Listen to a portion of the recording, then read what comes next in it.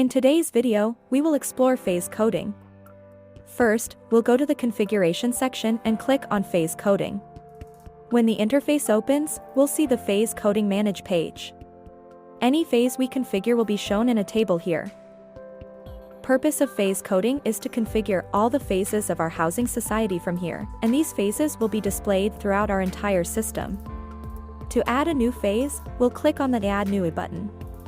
The form that opens will have fields like this. The first field is for selecting the society name, where we'll choose our society.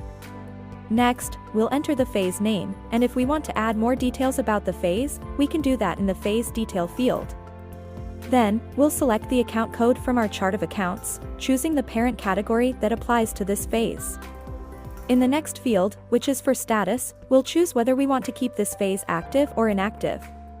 After submitting the form, the phase will be added to the table on the Manage screen, showing 7 columns: serial number, society name, phase name, account code, phase detail, status, and action.